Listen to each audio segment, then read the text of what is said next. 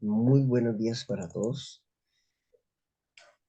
Hoy vamos a introducir un tema muy interesante que es cómo adoraban el pueblo de Israel, cómo adoraban en los momentos especiales el pueblo de Israel en el templo y fuera del templo. Y también cómo adoraban los apóstoles, cómo adoraba Jesús, cómo es la mejor forma de adoración, pero más que todo nos vamos a enfocar en este inicial del tema con a quién adoramos y cómo lo adoramos. Entonces, el pueblo de Israel, su oración central, que es la típica de la Taná, en la Torá, es el Shema. Yo creo que muchos lo han escuchado. Pero yo quiero que presten mucha atención lo que dice el Shema. Y lo quise buscar en un canto que está en hebreo, está transliterado y está en español. Entonces, más que todo, vamos a prestar atención a la transliteración y a la traducción, entendiendo que en el hebreo está la escritura, que sería la lectura hebrea, pero la fonética es la pronunciación de la escritura escrita en nuestro idioma y la traducción al mismo tiempo en un canto hebreo. Y de ahí vamos a partir para introducir el tema que es relevante en estas 4 preguntas que vamos a tratar de desarrollar en el resto de la semana que nos queda.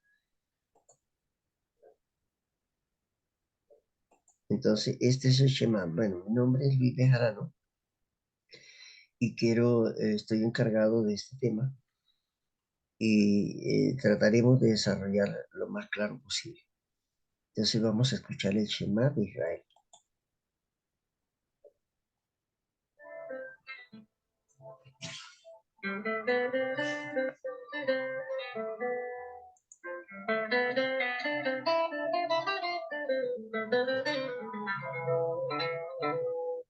Shema Israel, Adonai Eloheinu, Adonai Echad. Shema Israel, Adonai Eloheinu, Adonai Echad. Shema Israel, Adonai Eloheinu, Adonai Echad. Shema Israel, Adonai Eloheinu, Adonai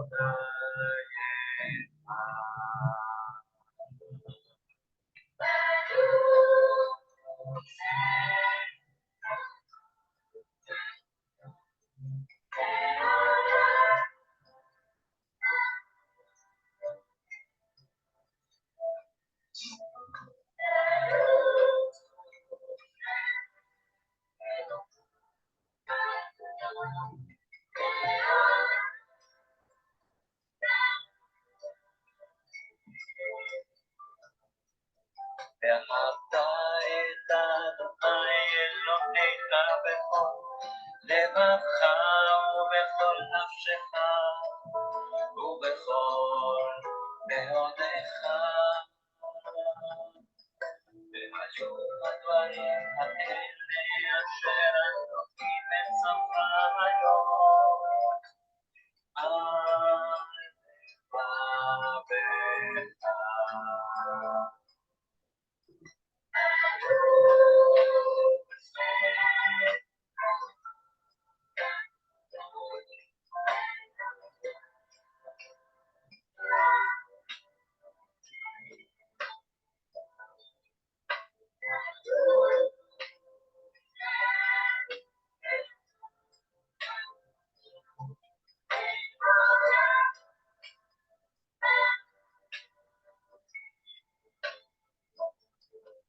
ושיתפת לבדיך ודיברת פעם בשבתך בביתך ובלכתך, בדרך מושך בך ובקומך, שבת לאות על ידיך והיו לטוטפות בין עיניך, וכתבתם על מזוזות ביתך ובשעריך.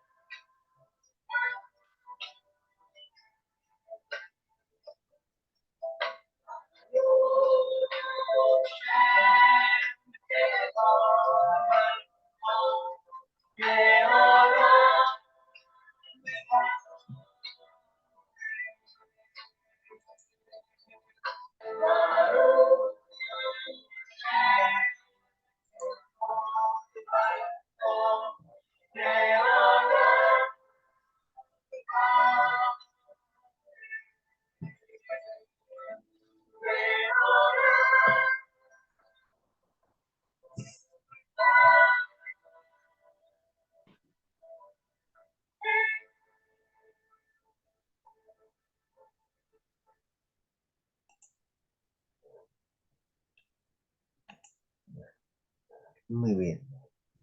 Entonces aquí nosotros encontramos que el canto de Israel era un canto de alegría, era un canto de alabanza, y podemos encontrar que la forma que ellos tenían de adorar era una forma especial, donde ellos se enfocaban especialmente en la parte céntrica, que era a quién estaban adorando. Y ustedes pueden encontrar en el Shema que ellos decían Adonai Eloheinu Echad, Adonai Eloheinu Echad. Ahora, ¿qué significa la palabra Adonai Eloheinu Echad? La palabra Adonai es una palabra hebrea transliterada en su fonética, pero traducida en el peso profético, significa que significa que ellos estaban diciendo nuestro Señor único del universo. O sea, ellos se están refiriendo a Adonai, es nuestro Señor, refiriéndose al soberano Señor de todo el universo. Pero ellos decían también Elohim. Eloh es la palabra creador en singular. Elohim es la palabra plural en creación. Pero ellos no decían ni Eloah ni Elohim, sino Eloheinu. O sea, Eloheinu está el pronombre de nuestro, es decir, nuestro creador. Pero dice Eloheinu, nu es nuestro.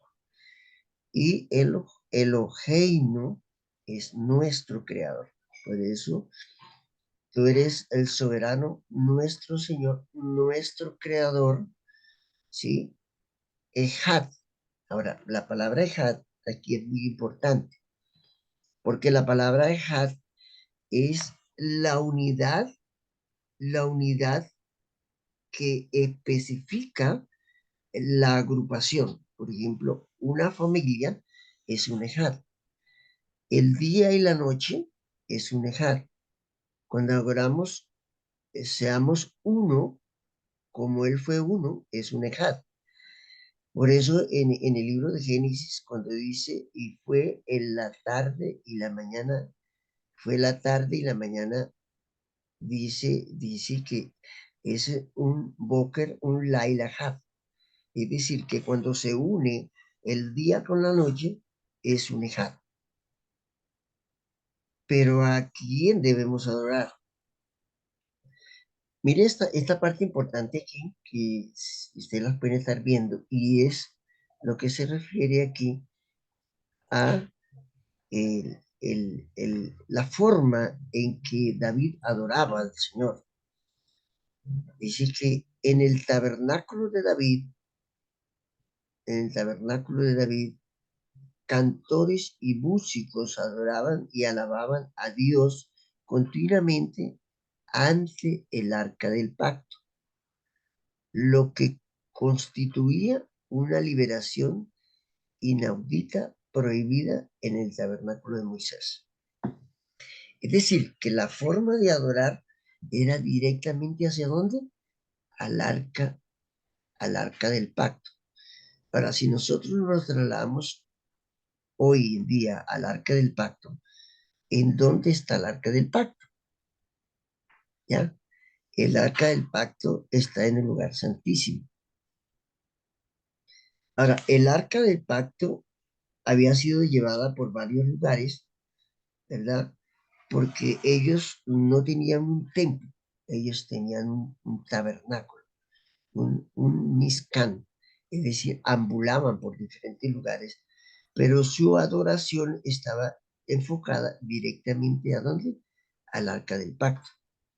O sea que la adoración debería ser hacia el arca del pacto, porque era donde estaba la ley divina, el carácter divino, que se reflejaba a través de letras hebreas que el mismo Espíritu Santo con el dedo, que representa al Espíritu Santo, había escrito en dos tablas de piedra, o sea, los dos testamentos.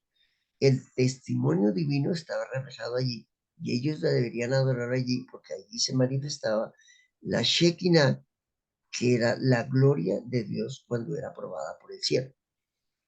Entonces, encontramos esta parte para iniciar. Ahora, cuando nosotros vamos a mirar el verdadero nombre del Señor, aquí entramos en un análisis profundo, porque los antiguos no escribían las letras como nosotros las escribimos hoy en hebreo. Nosotros tenemos aquí todos los pasos que encontramos aquí en el famoso tetragramatón. Aquí dice esta escritura, pero esta escritura está en inglés, dice Belot Nine, Beol Han. La palabra Beor es mirada o observación, pero más que todo es mirar. Minar el clavo. La palabra nail también se traduce a veces como uña y nails como uñas, pero realmente también se puede traducir como clavo en inglés. Y Beor es mirar, hand es la mano. O sea, lo que está diciendo es que mire el clavo, mire la mano. Esto ya estaba explícito precisamente desde el Tetragrammatón y está explicado en las letras hebreas. La letra 22 es, ustedes lo pueden observar en la antigüedad, pero para lo que han estudiado hebreo, es como una cruz, ¿verdad?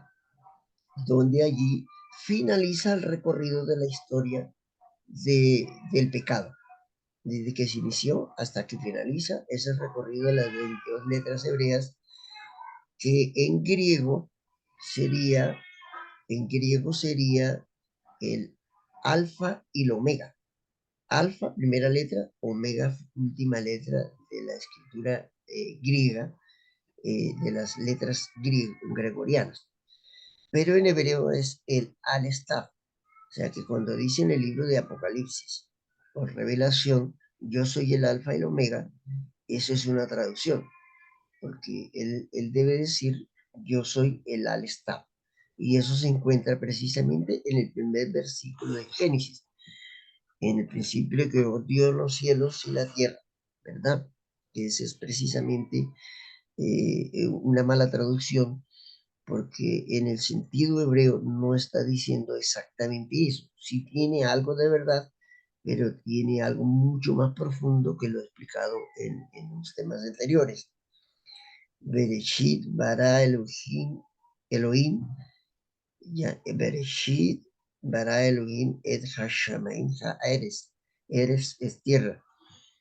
Entonces aquí partimos de la base fundamental, es cómo se llama Dios, porque la palabra Dios no existe en hebreo, pero cuando nosotros estudiamos la escritura encontramos en el Antiguo Testamento la palabra Dios, porque ese es el concentrado que resume en el contexto griego. Para ellos Dios era lo máximo.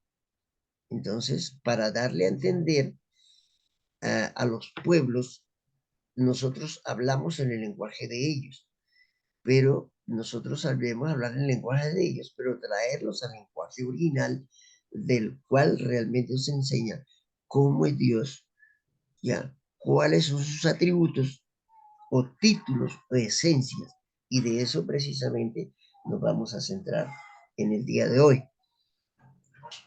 Entonces, disculpen un segundito. Entonces aquí podemos encontrar estas dos imágenes que encontramos aquí. Aquí, este es, mira el clavo, mira la mano, esa es una definición escritural de los eruditos que quieren explicar sobre el verdadero nombre del Señor. En la antigüedad, estamos hablando del paleo hebreo, estamos hablando de antes de la era sinaítica, del Sinaí. Esta era la forma como se escribía estas primeras letras que están aquí. Aquí están las primeras 4 letras, que este es el tetragramatón. La palabra tetragramatón es griego, es una palabra, no es hebrea la palabra, pero está enfatizando las 4 letras de las cuales así se escribe el nombre del creador y cómo se pronuncia en el cielo. Pero estas 4 letras que encontramos aquí, tenemos una falencia en su pronunciación porque tenemos que agregarle nekudot, o sea, vocales hebreas. En la era paleolítica, o sea, en la era antes y después del Sinaí, que se le denomina paleolítico porque eran las figuras o los emblemas o los símbolos que ellos usaban para su escritura, encontramos que esta era la forma. Después del Sinaí se escribieron estas letras en la gran Mesopotamia y después hubieron unas pequeñas variantes como estas. Pero finalmente, para el año 1920 es que viene la escritura de lo que se llama el hebreo moderno. Entonces, estas dos escrituras que encontramos aquí, vemos la primera línea, segunda línea, tercera línea, pero la cuarta y quinta línea son dos formas de escritura que hay en el hebreo moderno. El hebreo moderno encontramos que hay dos grandes líneas en el planeta Tierra. Está la línea de los Askenazí, que es todo cuando ellos vivieron, existieron las diásporas, es decir, las grandes salidas del pueblo de Israel, porque estas invasiones que hacían los imperios, que fueron grandes, iniciaron desde los asirios, ¿ya? De hecho, las 12 tribus existieron hasta el imperio o denominémonos más bien en el reinado de David. Cuando viene ya su hijo Salomón, ya en los asirios, encontramos que,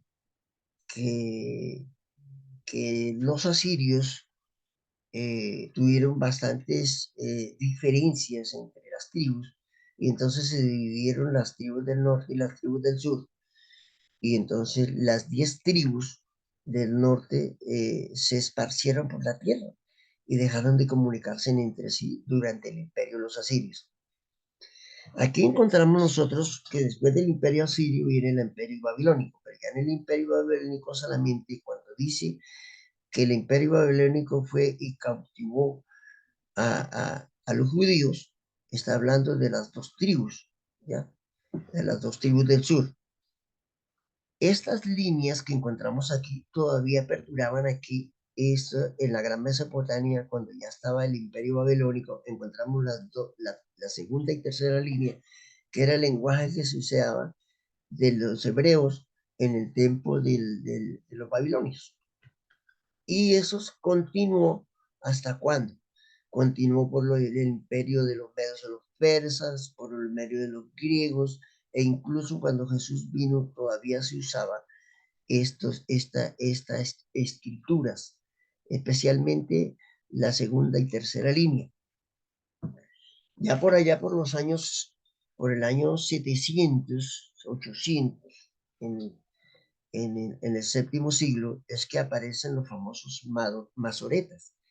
Y ustedes miran, hermano, pero vamos a hablar de quién adoramos. Yo quiero hacer un resumen para que ustedes identifiquen o identifiquemos realmente la profundidad que tiene de su verdadero nombre y por qué el pueblo de Israel lo conservaron mucho y no quería que lo pronunciara cualquier persona.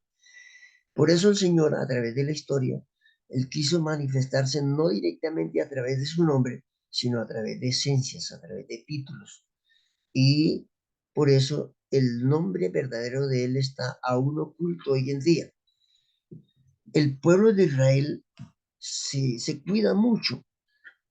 Cuando ellos iban a escribir las cuatro letras que representan el nombre verdadero en la eternidad, en el universo, ellos se cuidaban mucho porque ellos usaban una pluma especial y hacían reverencia, menia y ellos recitaban un salmo especial.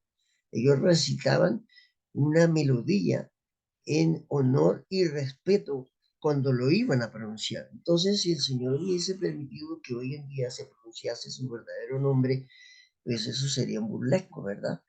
Para Él, un burlesco de la gente hacia Él. Por eso Él prefirió mejor manifestarse a través de títulos. Es decir, los títulos son aquellos que se han dicho que son los nombres de Dios. Pero es que la Biblia, la misma escritura dice que Él tiene un solo nombre. Uno es su nombre y no hay otro fuera de Él. ¿A cuál nombre se refiere? A Elohim, a Adonai, a Ra, ya, ya, a Yahshua. ¿Cuál es su verdadero nombre? Porque dice uno es su nombre. Y eso es lo que precisamente recita en la canción de Shema. Dice Adonai Eloheinu, Adonai Eloheinu Echad. ¿Qué está diciendo ahí? Dice que Adonai es el Señor, nuestro creador, uno es. Ese es su nombre. Qué interesante eso. Pero ¿cuál es su nombre? ¿Adonai o Elohim? Porque Adonai es el nombre que por respeto el pueblo de Israel y porque en revelación se manifestó el Creador, el Eterno, para que el pueblo lo pronunciase de esa forma por respeto. Pero ese no es su nombre, porque Adonai es un título y Eloheinu es otro título. Es decir, que ellos se manifiestan con los dos nombres reverentes más grandes que hay en el planeta Tierra, pero no es su nombre. Ese no es su nombre. Entonces, fíjate que de aquí parte una gran cantidad de explicaciones y una cantidad que definiendo se han diferenciado y han aparecido, por ejemplo, los testigos de Jehová, con mucho respeto para ellos, han aparecido muchas denominaciones tratando de explicar el nombre cuando realmente ni siquiera saben hebreo. Esto es muy importante.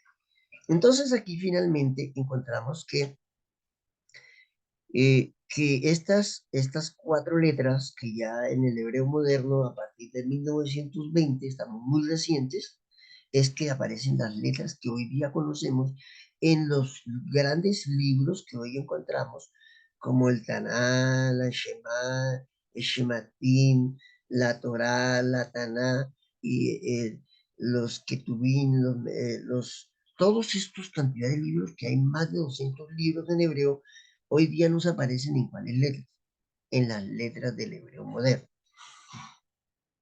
Pero antes de llegar al hebreo moderno, ya una familia masoreta una familia masorita por allá por el año 750 después de la era cristiana, de la era del Mashiach, aparece una familia masorita que todavía escribía en estas letras, la segunda y tercera línea, escribían, pero el hebreo antiguo no tenía vocales, no tenía vocales modernas, pero sí tenía vocales, porque las vocales eran las famosas letras madres, de las cuales se usaron tres letras para que de esas letras, cuando dependiendo la estructura de la palabra, los que leían en hebreo sabían que esas letras estaban colocadas como vocales.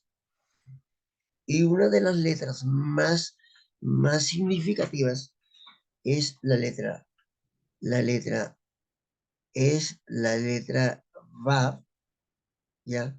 La letra Vav, que sería la letra número 6, que esa letra puede ser una U o puede ser una O, pero las otras letras de dónde aparecían. Las otras letras, bueno, ya esto sería un estudio bíblico, pero nosotros vamos a centrar en a quién adoramos. Para el año 700, esta familia masoreta de Masora, masoreta es lo que se traduce en la escritura como los escribas. Los escribas eran unas familias especiales que se encargaban de ir transcribiendo, es decir, escribiendo y enseñando a los hijos la verdadera fonética de la Torá, de la lectura antigua, de la Taná, o sea, todo lo que le llamamos el Antiguo Testamento. Ellas eran los especialistas en que esta escritura, tanto en la escritura como la fonética, no se perdía en la historia. Pero al ver tantas polémicas y tantos imperios que quisieron acabar con el pueblo de Israel, quisieron acabar con esta escritura, entonces los masoretas dijeron, esto si seguimos así va a desaparecer. Vamos a fonetizar unas vocales que al escribirlas se pueda entender mejor el hebreo para el futuro, después de muchos siglos que ya nosotros no existamos. Entonces ellos diseñaron las famosas letras en vocales en hebreo que se denominan en plural nekudot y en singular se dice nikud, que también algunos le dicen puntos diacríticos y son 18 vocales especiales. Y aquí ya nos vamos a centrar en lo que tiene que ver con los salmos. ¿Por qué? ¿Qué tiene que ver esto con los salmos? Muchísimo. Porque los salmos o los salmistas le dedicaron unas vocales especiales y unas asignaciones especiales cuando se iban a cantar salmos. Es decir, que en el hebreo tradicional, como se comunicaban los rabinos, ya, los hebreos, ellos se comunicaban en un lenguaje que era bíblico, obviamente, pero que era un lenguaje que solo usaban 18 vocales. Pero hermano Luis, pero las vocales aparecieron, todas esas vocales aparecieron en el año 705, pero ellos tenían un vocabulario especial cuando se iban a referir a los salmos, porque era algo tan especial para alabar al Señor que ellos quisieron pronunciarlo con 48 vocales para darle una entonación elegante a la pronunciación para que así la alabanza fuera una alabanza especial. Por eso se llama los salmos de los salmos. Ahora, de hecho, de esos salmos, no solamente, no solamente se escribieron los 150 salmos que aparecen en el libro de los salmos, sino que hubieron muchísimos salmos que no fueron introducidos en los salmos que nosotros encontramos en la Biblia. Esos fueron salmos especiales, como cuando se estudió cuáles eran los libros que iban a entrar dentro del canon, así cuáles eran los salmos que iban a entrar dentro de los salmos. Por eso son salmos especiales. Y en la antigüedad no se le llamaba, no se le llamaban Teilim, que algunos dicen Tehilim. Tehilim es el plural y Teila Teilim es el plural de los salmos en hebreo, que se traduce como salmos. Y salmo en singular es Teilá. Pero en esta era antigua, del Paleolítico antiguo, allí especialmente se centraban en que ese paleolítico no se le decía Teilim ni Teilá, sino se decía Alel. Los Alel. ¿Qué eran los Alel? Los Alel era la raíz principal donde finalmente se colocaron los Teilim. Los Teilim. Porque recuerda que los salmos fueron por David y muchos de sus compañeros. Entonces, el alel, o sea, con una H inicial, H-A-L-E-L, de ahí viene la palabra aleluya. Ahora, alel, u, ya. ¿A quién? O sea, que esos eran los cantos especiales que se le cantaban a quién? Allá. Y aquí ya nosotros podemos entender a quién debemos adorar allá. De ahí viene la palabra alel, se llamaban así, y después que compusieron todos estos himnos, entonces, ¿a quién se los vamos a cantar? Porque los salmos era la connotación de las experiencias vividas del pueblo. Por eso ustedes cuentan, dice que el foso cenagoso y él habla la experiencia de los enemigos, porque los salmos es un canto de alabanza por la experiencia vivida, que solamente lo pueden cantar los que han vivido eso. Ahora, cuando nosotros hablamos de Pablo y los apóstoles, ellos tenían experiencias que ellos vivieron. Y nosotros encontramos, que lo vamos a ver más adelante, cómo cantaban los salmos los apóstoles. Es interesante eso. Y luego los apóstoles cantaban salmos. Pues claro que sí, el Nuevo Testamento lo dice claro. Lo vamos a ver con detalle. Pero vamos a centrarnos en Alel. Antes de centrarnos en la palabra de Alel, aquí vamos a encontrar que ya nosotros explicamos la historia de estas letras del verdadero nombre. Por eso, en el archivo del Tetragrámaton del Sefardí, les comentaba que habían dos grandes líneas que después por la diáspora de los imperios, ya para después del Nuevo Testamento, ya que en el Nuevo Testamento en hebreo se dice Brit Hadashah, se dividieron dos grandes líneas del hebreo, que son los Askenazí, que están todos los que llegaron a la parte de la Europa y sus alrededores, y los Sefardí, que llegaron a la parte norte de España y sus alrededores. Entonces, hoy en día, el lenguaje de un 90-95% en el planeta Tierra que se escribe y que se lee, y donde están escritos todos los libros, la Tana, todo eso, está precisamente escrito en un lenguaje sefardí, o sea, los que llegaron a España, los judíos que llegaron a España huyendo, ya, por las grandes persecuciones. Grandes de esas persecuciones fueron precisamente a los judíos, pero ya con muchos años o muchos siglos antes de los asirios, ya se habían esparcido por el mundo las 10 tribus hebreas. Entonces, ellos conservan los sefardí en el Tetragrámaton. Ellos tienen un libro del Tetragrámaton donde explican con detalles sobre el verdadero nombre y su historia. Y eso lo conservan en una placa que es esta que está aquí. Ustedes pueden ver que esta placa que está aquí, que es del hebreo moderno, esta es la primera, segunda, tercera, cuarta línea. Estas son las letras que usan ellos allí en el original, y se llama el archivo del Tetragrámaton Sefardí, porque ellos usan el Tetragrámaton de un lenguaje griego. Para nosotros continuar aquí, no sé si hay preguntas, la pueden hacer, pero voy a continuar. Dice que para el judaísmo el nombre de Dios, está explicando una persona que no es judía, es más que un título. Fíjate bien lo que dice que Para los judíos, el nombre de Dios, se refiere a este nombre, ¿ya? El nombre de Dios es más que un título distinguido. Cuando habla de un título, está hablando de un título como Elohim, como uno de los 72 títulos por el cual el Señor se manifestó la tierra en el plan de redención.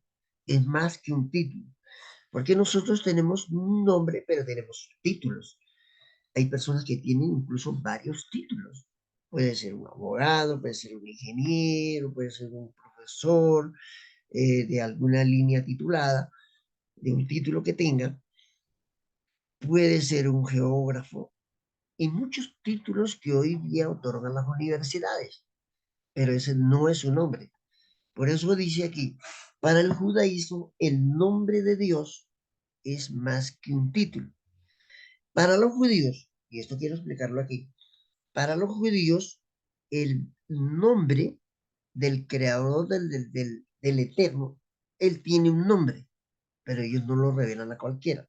Incluso ellos mismos, para referirse a su nombre, no lo expresan con su nombre, sino que lo llaman Adonai o Elohim, ¿ya? Entonces, por eso les explicaba que antiguamente sí estaba revelado un nombre y ahora ellos lo juntaron con Adonai, que es correcto, es un título de su verdadero nombre, y también, y también Elohim y muchos títulos que nosotros encontramos. Encontramos aquí que en este recorrido de explicación que nosotros encontramos aquí, en la antigüedad, Alel era la expresión de los salmos. Después era Teleín en plural y Teilá es salmo en singular, pero antes era Alel. Y aquí viene el secreto grande. Aquí viene el secreto grande. ¿Cuál es el secreto grande? ¿A quién debemos orar? Ellos dijeron, las canciones o los cantos que vamos a hacer se llaman Alel, pero ¿a quién se los vamos a cantar? Allá. De ahí viene cuando ustedes algún día puedan estudiar la palabra aleluya, es una palabra muy sagrada para el pueblo de Israel, porque ellos compusieron los alel para cantarlos allá, aún ya. La palabra alelu, lu, es donde viene Yahú, Yahweh, ¿verdad? Cantemos los salmos ya, o sea, ¿al quién? Al eterno que es sin fin. Por eso, a quien realmente se le reveló ese nombre fue a Moshe en hebreo. Cuando él está allí en la zarza y él va allí y le dice, Señor, si voy a los egipcios, ¿en nombre de quién voy? Porque ellos ya conocían, conocían varios títulos, pero él les dijo, si vaya en el nombre de Eye, Echereye. Ay, ¿qué es Eye, Echereye? Yo lo he explicado en otras ocasiones, pero lo quiero explicar con más detalle. Si vamos en nombre, ¿de quién voy? Dice Moisés. Y el ángel le dice, ve en el nombre de Eye, Echereye. ¿Y qué es Eye, Echereye? Eso es lo que hoy día se traduce como yo soy el que soy. Pero si usted dice yo, por eso yo no puedo decir yo soy Carlos, yo soy José. Pero si nosotros analizamos, la traducción sí se acerca, pero no es una buena traducción. Y así lo traducen las Sagradas Escrituras. Muchas traducciones están escritas así, pero el original no está diciendo eso. El original está diciendo, vaya en el nombre de Eyer, Esher, de ahí viene la palabra Shen, Eyer, Eshen, Eyer, Eshen, Eye, Esher, Eyen. ¿Verdad? Entonces, lo que allí está diciendo en el pensamiento hebreo, si un hebreo lo escucha, Eye, Esher, Eyen, en su mente, pero es importante que es la explicación de lo que realmente recibió Moisés. Yo coloco en la mente del pensamiento hebreo como si yo estuvieras pensando en español, pero estoy pensando en hebreo, y a mí me dicen, Eye, Esher, Eye. Y estoy diciendo, el que es desde la eternidad, por la eternidad presente, por la eternidad sin fin. O sea, el que es eterno para siempre. Vaya en nombre de él. Eso fue lo que recibió Moisés. Y eso se resume como eterno presente y es lo que Moisés escribe como ya, ¿verdad? Ya, ¿qué es ya? De ahí viene la palabra alel, salmo antiguo, en paleo, ya. O sea, ellos cantan salmos y melodías al nombre que se le reveló a Moisés. Eso es lo que está diciendo. Entonces, de ahí viene que cuando se viene la manifestación de los títulos a la tierra y viene el Redentor del mundo enviado por el Padre Yahweh, entonces dice, ¿y cómo me voy a llamar? Pues parecido a mí, ya, te vas a llamar ya, porque el que estaba hablando con Moisés era ya. Y como tú vas a redimir a toda la humanidad y al universo de la confusión que hay, pues entonces te vas a llamar Shua. Es decir, que la palabra ya es quien se había manifestado a Moisés y Shua, redentor eterno. ¿Ya? Eso es la contracción de estos dos, de la etimología de estos dos títulos en uno, que es Yahshua. Por eso, aleluya, aleluya. Eso en la manifestación del plan de redención. Demos gloria al que viene, al Rey, allá, Yahshua. Pero se ha traducido como Jesucristo. Bueno, entonces ahora sí, miren lo que dice la lectura. Ahora sí vamos a entender un poco más. Para el judaísmo, el nombre de Dios es más que un título distinguido. Representa la concepción judía de la naturaleza divina. O sea, su naturaleza. Su naturaleza, o sea, que su nombre es su naturaleza, su esencia como tal. Pero como no hay un nombre en la tierra que que pueda cubrir toda su esencia, toda su grandeza, pues lo hace por partes, por títulos. Aún así, con todos los títulos que nosotros hemos encontrado en las escrituras, que los títulos fundamentales son 72, no cumple su grandeza. Él es más que esos títulos, porque Él es todo, en todo. Entonces, Él mejor se manifiesta como el Ya, como el Ye, el Shere.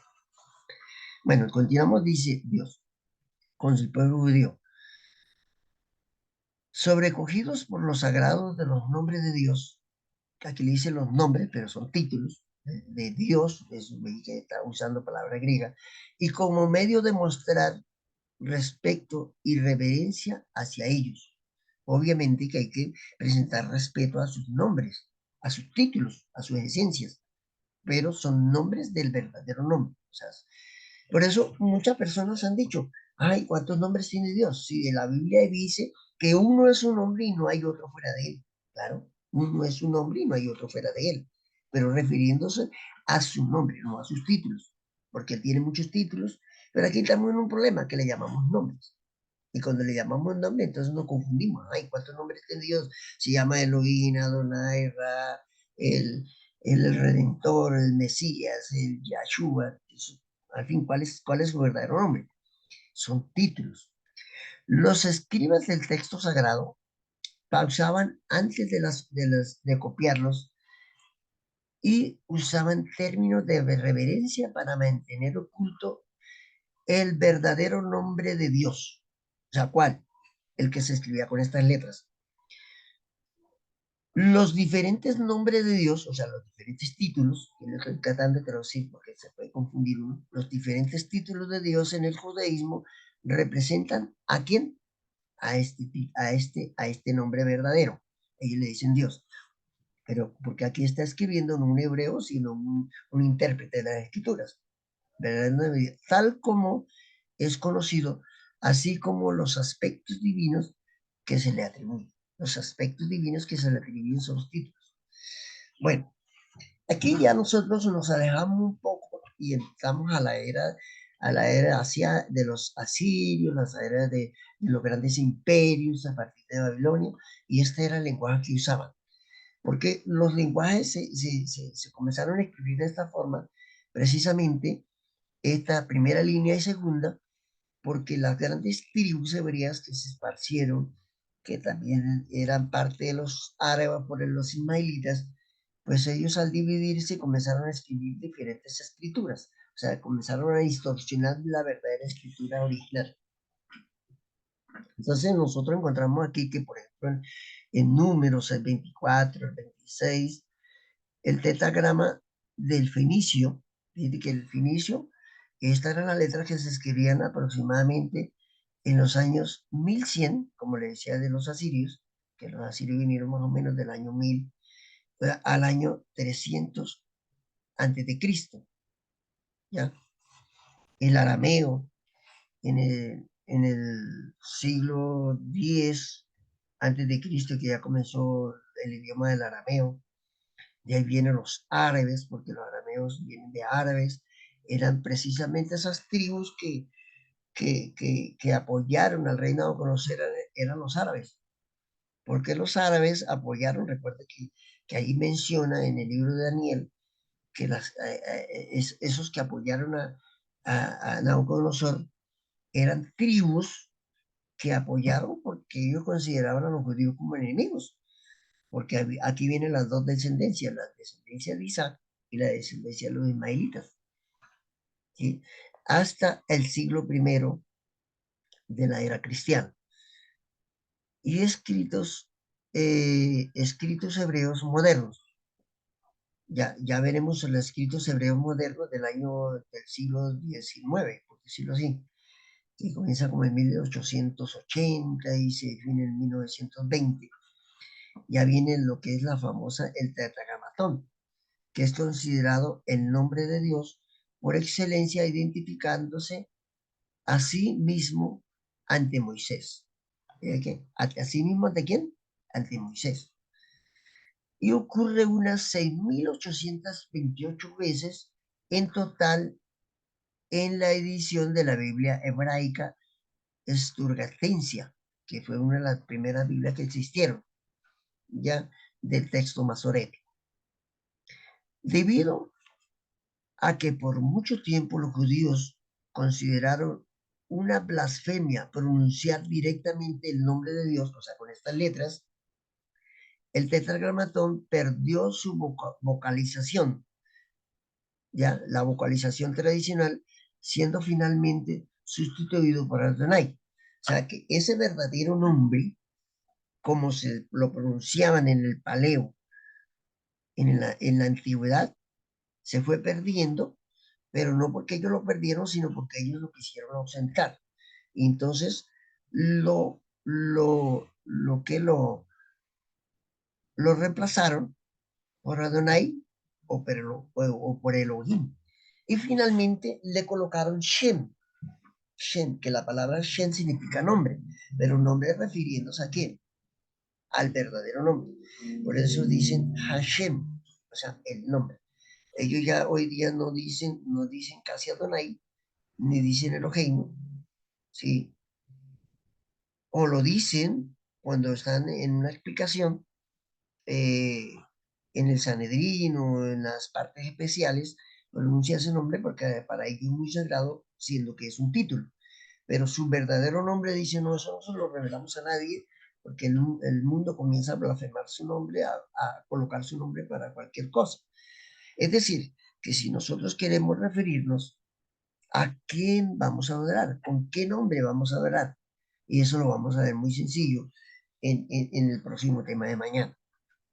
pero no les voy a dejar una inquietud. Si ustedes quieren adorar al Señor, lo pueden hacer con cualquiera de los títulos y no hay ningún problema. Ustedes pueden adorar a Elohim, pueden adorar a Adonai, y ahora vamos a ver los diferentes títulos en el transcurso de la semana con el cual quieren adorar. Ahora yo pregunto, entonces, ¿en nombre de quién debo adorar? ¿En nombre de Mashiach o de Jesucristo, como dicen algunos? Pero, ¿a quién debemos adorar? Al Padre Celestial. Ahora, Jesús nos dejó una oración modelo. Y fíjate la sabiduría de Jesús, porque él dijo, cuando oren, oren así. Padre Santo que estás en los cielos. Él no se complicó, él no se complicó, sino él dijo, Padre Santo que estás en los cielos. Él no estaba revelando, porque la palabra Padre no es el nombre del Padre. Un padre tiene nombre, un hijo tiene nombre, mis hijos tienen nombre, mis hijas tienen nombre, mi padre tiene un nombre. Pero si yo digo padre, yo les puedo estar diciendo padre a cualquier persona. Ah, ¿cuál padre? Si padre hay muchos. Por eso él dijo, Padre Santo. Y lo que él estaba diciendo en hebrea, Abba, Kadosh. Abba es Padre, Kadosh, Santo, Sagrado. Porque Padre, Santo y Sagrado solamente existe uno en todo el universo. No hay sino uno solo que se llama Abba, Kadosh. No hay más. Entonces ya aquí ya podemos empezar a saber a quién debemos orar y cómo lo podemos llamar. Jesús dijo, cuando oren, oren así. Abacadosh. ¿Ya? Abacadosh. Abacadosh es Padre Santo, Padre Sagrado, que estás en los cielos. ¿Ya? En Geolam, es en los cielos. Geolam. Abacadosh Geolam. Padre Santo que estás en los cielos. Eso es lo que estaba diciendo Jesús. Y ustedes conocen el relato de la oración de Jesús. Pero como nosotros estamos enfatizando a quién debemos orar y cómo debemos pronunciar.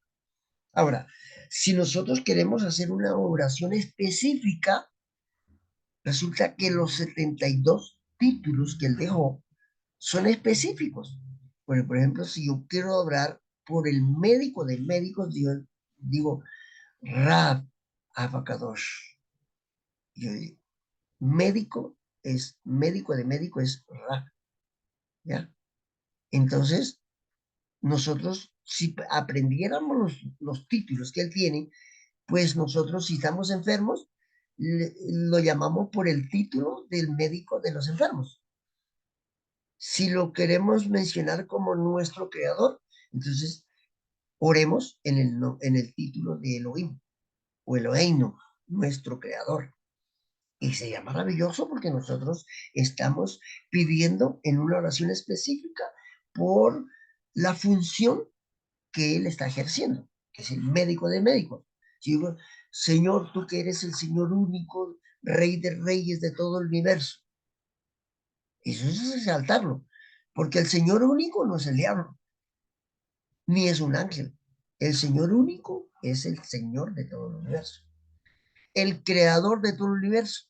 Por eso los judíos a veces cuando oran dice Shalom, Shalom Alejem, Alejem, Melech Haolim, Haolam. O sea, Señor de señores, Rey de reyes, Rey del universo. A ti me dirijo. Maravilloso. Porque yo específicamente esa oración llega derechita, porque recuerdo lo que dice Romanos, que el Espíritu Santo intercede con gemidos invisibles, porque el Espíritu Santo toma lo que hay en su interior, o sea, lo que realmente está saliendo, su sinceridad, y Él lo traduce porque al cielo no va a llegar la oración, Señor Jesucristo, ¿sí? Dios Todopoderoso, allá nunca va a llegar, porque allá no conocen a Dios, allá conocen es a su verdadero nombre por los títulos que Él tiene. ¿Ya? Porque en el Antiguo Testamento, si ustedes pudieran de pronto preguntarle a un rabino, a un maestro de hebreo, a un morillo, quien sea, y le dice, ¿en qué parte del Antiguo Testamento está la palabra Dios? En el original. Dice, en ninguna parte. En el hebreo no existe la palabra Dios porque la hemos heredado de los griegos. O sea, nosotros estamos invocando al Dios griego, al Dios de los griegos. Ahora, puede ser que el Dios de los griegos y nosotros sabemos que nos estamos dirigiendo al creador del universo. Y él no se entiende. Porque como dijo, y esto es muy importante porque esto puede generar confusión este tema. Como dijo un hermano un día, o una hermana, no quiero mencionar por respeto, por prudencia, dice, la hermana Elena White, ella nunca pronunció por los títulos, ni sabía el verdadero nombre del Eterno. Y el Señor la usó, y el Señor la usó sin mencionar ninguno de los títulos. Sí, eso es correcto, porque el Señor vio lo que estaba en su corazón y aceptó sus plegarias y aceptó sus escritos y el Espíritu Santo la inspiró porque ella no sabía. Ya, y es correcto y es aceptable. Por eso usted encuentra la palabra Dios en el NGW y menciona a Dios en muchas ocasiones. ¿Ya? Pero ella se estaba refiriendo a quién, al soberano del universo. Pero hoy día que hay más revelación, porque la misma hermana Elena de White, no estoy contradiciendo, ella dijo que para los últimos tiempos el Señor revelaría muchas cosas que no le fueron reveladas a ella. Y el Señor lo está revelando hoy en día para que nosotros lo invoquemos con más reverencia. Por eso dice el mensaje de los tres ángeles, como dice el pastor Oscar Muñoz, enfaticemos el mensaje de los tres ángeles. Temed a Dios y darle gloria. Esto es darle gloria, llamarlo con más eminencia por su verdadero nombre, por sus títulos. Temed a, temed, temed a Dios, dice allá en el Apocalipsis, pero realmente allá dice temed a Yahvé, temed a Yahvé y darle gloria. ¿Cómo le damos gloria? Con salmos, con cantos, con nuestra manera de vivir, escudriñando su palabra, enseñando sus grandes verdades de estos últimos tiempos, que muchas fueron ya enseñadas en el tiempo pasado, pero ahora está la recopilación, como decía el ministro Muñoz. Ahora nosotros tenemos prácticamente más luz que los antiguos, porque está todo el conocimiento de los antiguos, está todo el conocimiento que les fue dado el White, más lo que nos está revelando el Señor. Así que tenemos una enorme responsabilidad. Bueno, dice aquí que debido a que por mucho tiempo los judíos consideraban blasfemia pronunciar directamente el nombre ¿de quién? Del tetragmatrón, perdió su valorización tradicional, siendo finalmente sustituido por Adonai. El tetragmatrón originalmente paleo-hebreo es este que está aquí, este que está aquí, ya lo mencioné, paleo-hebreo. Y luego en el hebreo cuadrado, que ya es el año 1900, se ha encontrado el registro antiguo de la Septuaginta tradicional, traducción del Taná al griego como esto. O sea, es decir, que ya en el hebreo moderno están encontrando estudios de que realmente en la antigüedad, en el paleo hebreo se escribía así. ¿Ya? Eso estamos hablando del imperio asirio, de los babilonios, por ahí más o menos, y ahí para acá. Pero finalmente estas son las letras que se usan hoy en día. Ahora, ¿cómo se pronuncian estas letras? Esta es la Y, esta es la H, que se traduce como H, esta es la letra B o V, y esta es la letra G otra vez. Entonces nosotros encontramos aquí, esta es otra partecita que quiero explicar hoy, ya para terminar, que nosotros encontramos aquí las traducciones. Esta primera, que parece como una comita, es la Y. La segunda está traducida como una H. Y la tercera está traducida como una W.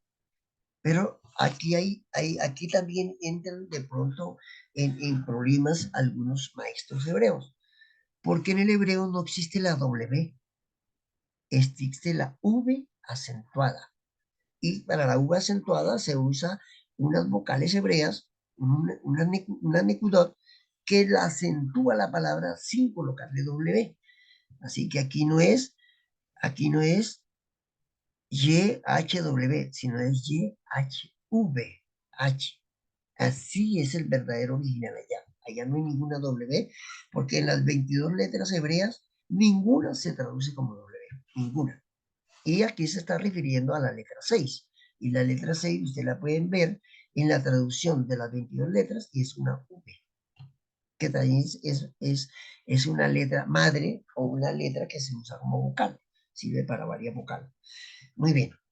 Entonces, encontramos, ¿cómo se pronuncia? Yod, H, G, H, perdón, Yod, Y, G, H, Vav, que es la letra 6, como una V, y aquí G, nuevamente como otra H.